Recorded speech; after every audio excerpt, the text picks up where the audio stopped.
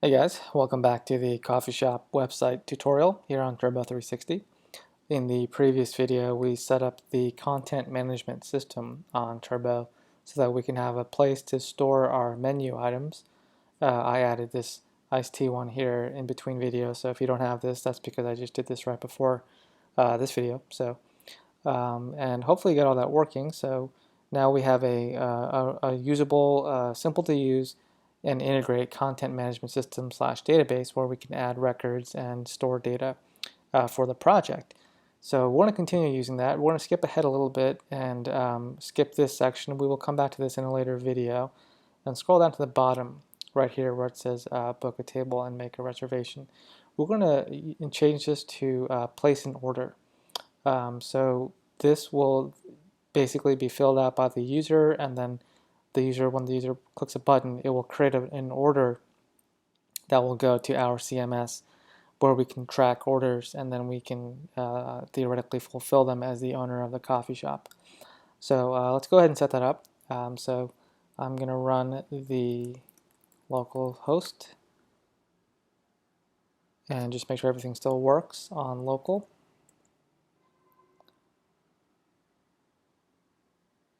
Okay, looking good. So let's go ahead and start filling this out. So the first thing we're going to do is head over to our home template and scroll to the bottom where it says make a reservation. I'm going to collapse these sections so it's easier to navigate. Okay, make a reservation, and then what we're going to do is take the name and the email, remove these, and we're going to replace it with just a text area saying what would you like to order. So we have a name and an email. That's the first two columns, name and email, and we're going to take these out and replace it with the text area. These are column 6 bootstrap classes. So what the 6 means is it's taking up only half the occupied space. So these other call 6s, 1, 2, 3, oh, and 4, this one right here, 4. So 1, 2, 3, 4 are these 4 right here, phone, date, time, and person. So we're going to remove these 3. So make sure you have that removed. And then we're going to change this to a column 12. So that means these 3 will disappear and this one right here will go all the way across. So let's go ahead and run the server and make sure that that looks accurate.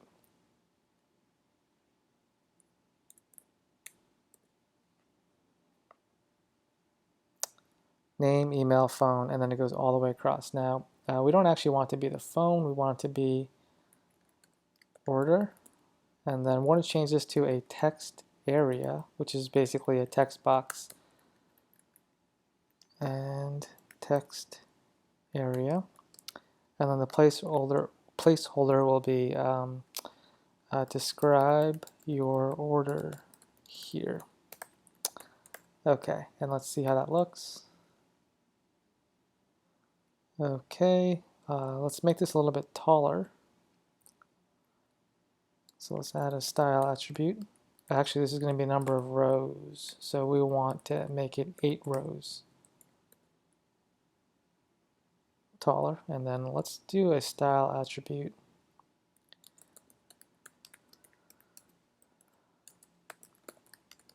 Give it a different background color.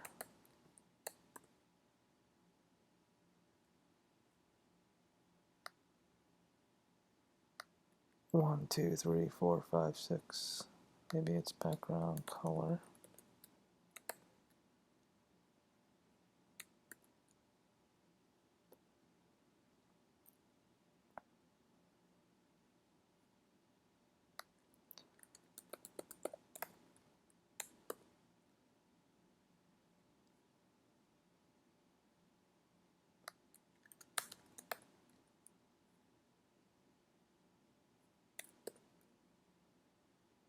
Okay, I'm not sure why this background isn't applying. It's probably one of these.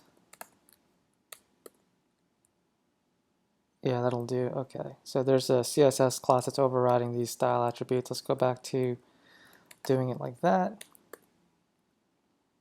Okay, that's what I was going for in the first place. All right, so apologies for that minor delay. Let's go ahead and fill this out now. Fill out the attributes. So for the name input, we're going to want to give it an attribute called name, which is also called name. And then for the email, we want to give it a name attribute and call this one email.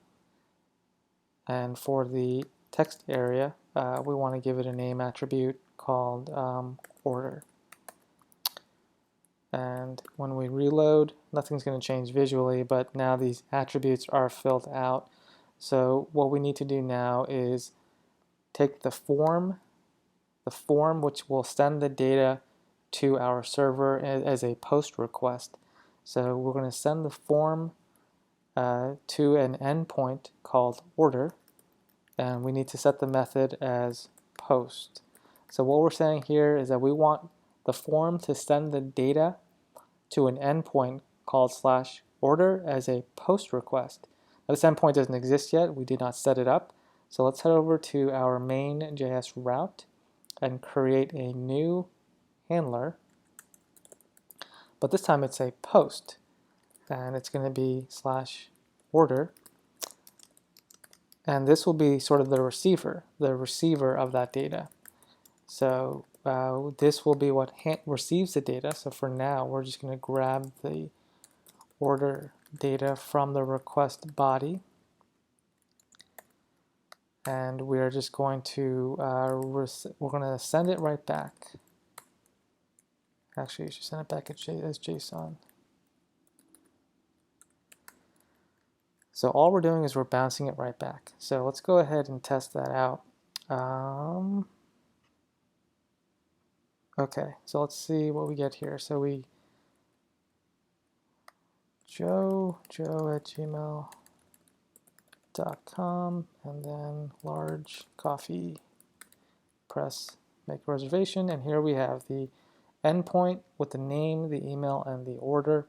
So the data has been successfully sent to the server. So that's good to go. So now what we want to do is store this data also within our CMS. So we want to create a new resource for this data called order. Basically, these are going to be the attributes of the schema, and we want to then store that in the CMS as a new record whenever this form is submitted. Place your order is really the better name for this button. Place your order. Okay.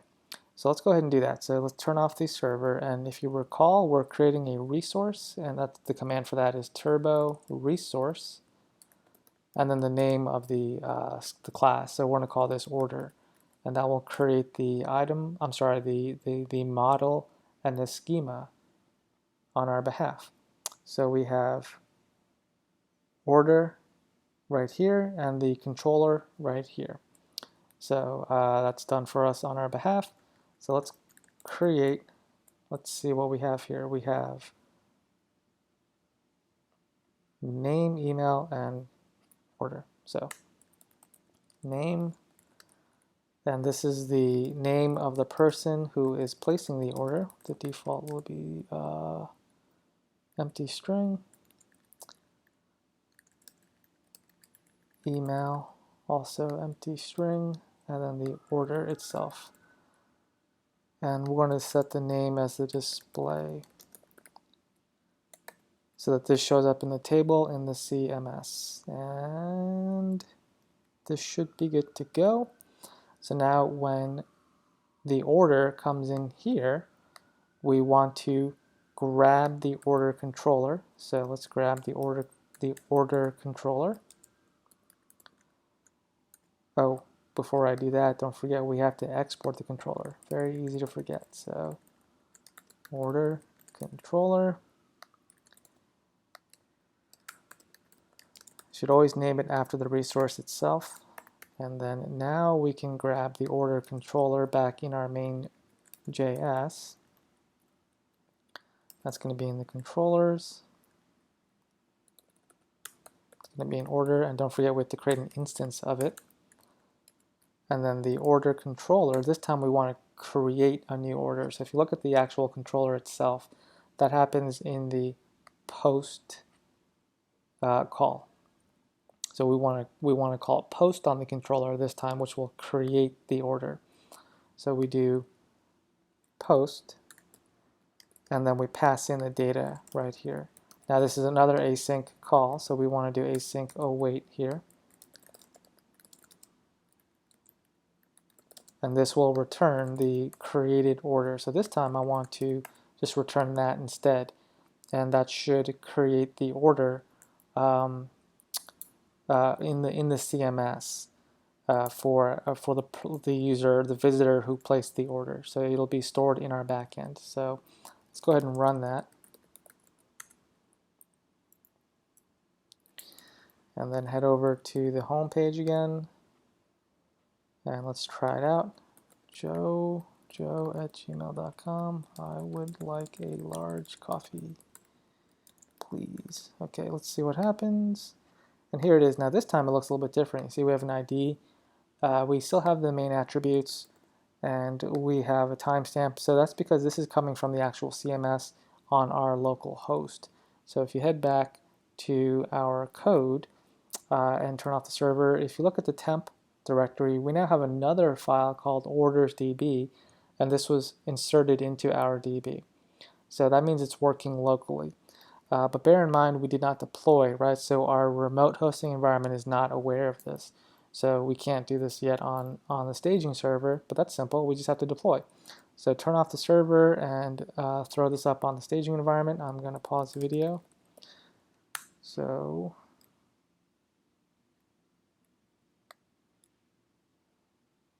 okay, the deployment is up. Let's take a look at the staging server.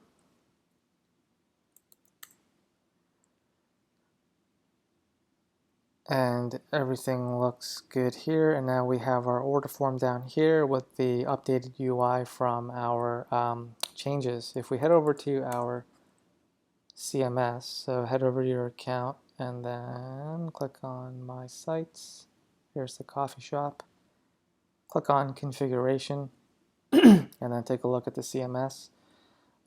Here we still have our posts showing up, but if you click on Select Data Type, we now have a third item called option called order, and this is where the orders will end up. And again, you see that the name shows up over here because that is the attribute with the display flag assigned over here. So this is now showing up properly on the staging environment as well. Let's place an order on the staging environment. So let's go with iced tea, please. And then place your order, and here is the same output that we saw on localhost showing the ID and all that stuff. So let's go ahead and reload the CMS and see if that shows up on our backend order. And here it is. Mike was created just now. If I click on this, you can see what the order is, and this is a record of the order that we just created. So this is where you as the coffee admin or perhaps the person you're creating the site for can see where the orders come in. Let's make a few cosmetic changes here. The idea is we don't want the user to see this on the confirmation, right? That's not really a good user experience. What we want to do is when the order comes in, we want this button to go away, and it should just say, thanks, we have received your order. We'll email you when it's ready, something like that. So let's go ahead and set that up just to make this more cosmetically appealing, right? So what I'm going to do here is I'm going to take the place your order button and I'm going to give it an ID called button order, right? And then what we're going to do is on the front end, we're going to create, we're going to have a click handler for this button, which will submit the order for us. So let's go ahead and set that up. Now, if you take a look at the scripts, basically the question I'm wondering right now is whether or not jQuery is included in this, which it is. jQuery is included in part of this theme, so we're going to use jQuery to do this. So we're going to create a script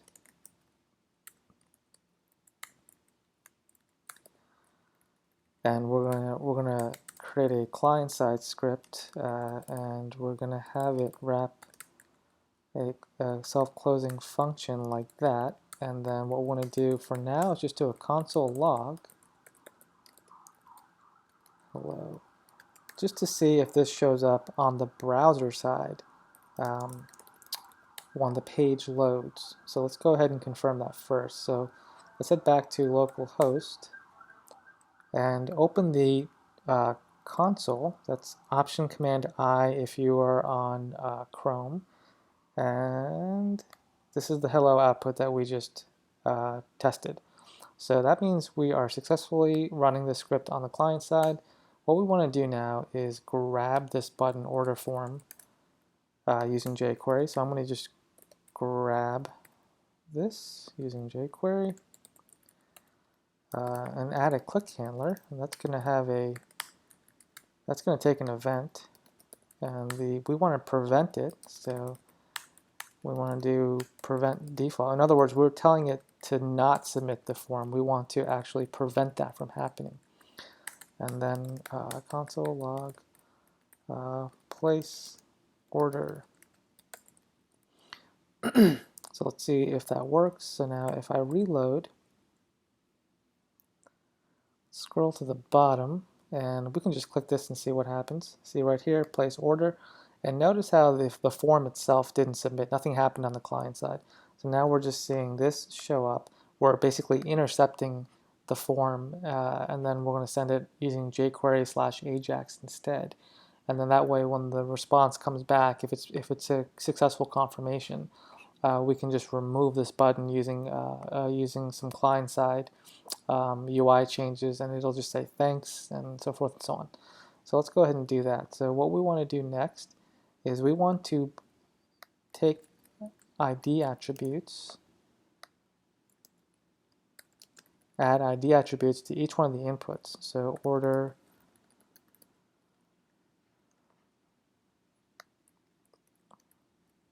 description,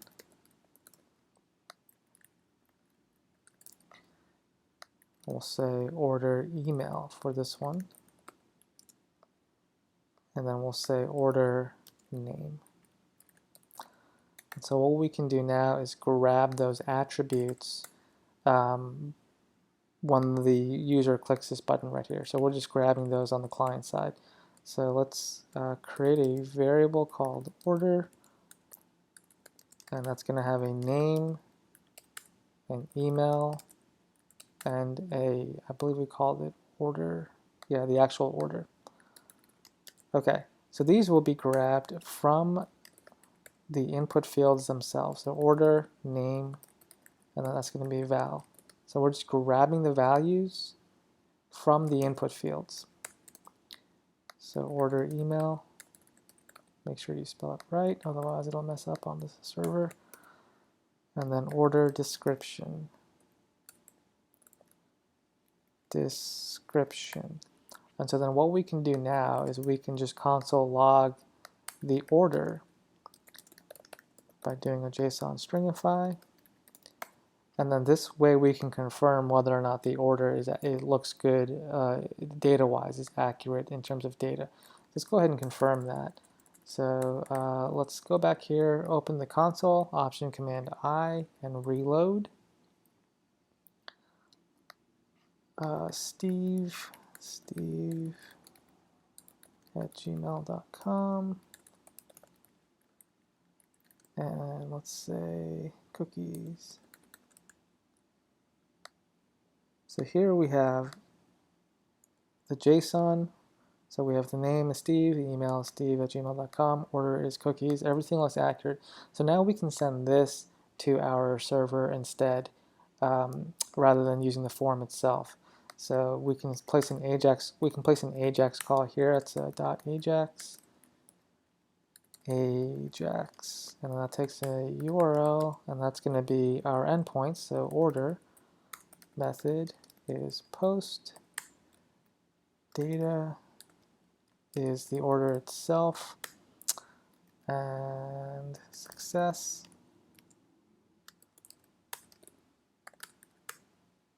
And error. Now, I believe this is how you set up an AJAX call. I haven't done this in a while, so I'm just going to confirm it. Order received.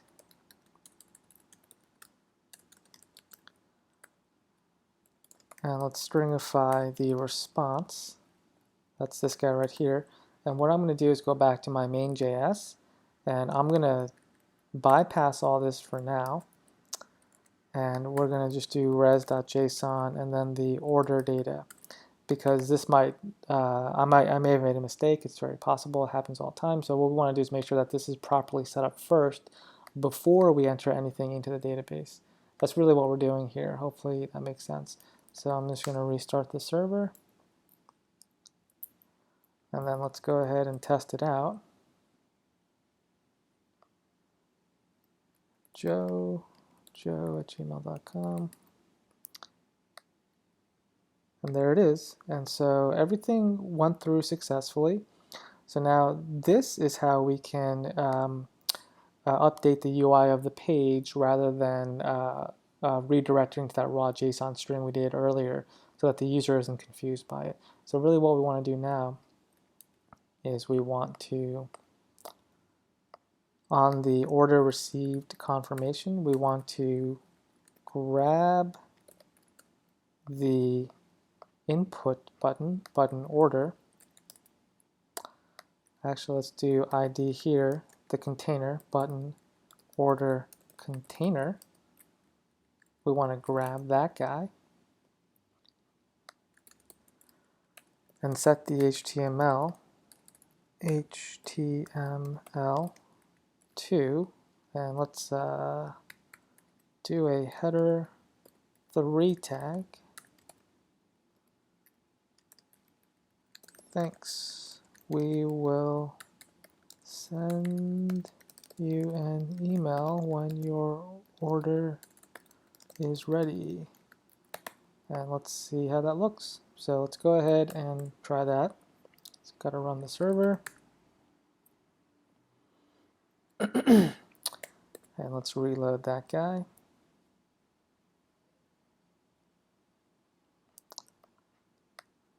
And Jane@gmail.com. And let's, I don't know, Jane wants a latte. Okay. Let's see, let's clear this out, and then thanks. We will send you an email when your order is ready. So this is a more elegant user experience. This is really how it should be. So now what we want to do is go back, turn off the server, and then go back to the main.js. And this time we want to reinsert the data into our CMS. Because otherwise we're not tracking the order anywhere. If you take a look at the orders DB, you'll see there's only still that one, right? So that's no good. We're not storing it anywhere. And let's test it one more time locally, and let's see if it works. LeBron@gmail.com, large iced coffee. Thanks. We will send you an email when your order is ready. And now, if you look at the orders DB file in the temp, we now have 2 orders, Joe and LeBron. So now it is persisting to our CMS. So now let's go ahead and send this up to the staging environment and test it up there. All right, the deployment is up. Let's head over to staging.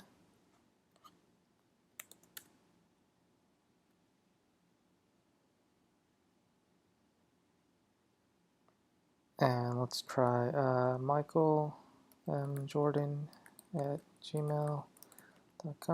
I would like cupcakes. Okay, place an order. Thanks. We will send you an email when your order is ready. So now let's head over to our Turbo CMS. We're already here. I'm just going to reload this and then check the CMS. And now we have 2 orders, Mike from the first time and Mike, well, I shouldn't have went with Michael, but here's the second one. I would like cupcakes. So now this is all set to go. It is now persisting the orders to our CMS successfully. So, and this is a better UI for on the front end for the user. And so this is all set to go. So from a functional standpoint, our coffee shop website is coming along pretty well. It's doing most of what we want it to do. A good idea, a good exercise, maybe in another tutorial, I'll do this later on, is when this order is submitted, it should send an email to the proprietor of the coffee shop. So the owner of the shop doesn't have to check the CMS all the time. He'll just get an email. And perhaps I'll show you how to do that in a follow-up tutorial. But to finish this out in the next video, what I'm going to do is finish out this UI section right here, as well as down here, and that should really complete this coffee shop sort of front end. And yeah, that's it. So hopefully you got everything working. Thanks for watching. I'll see you in the next video.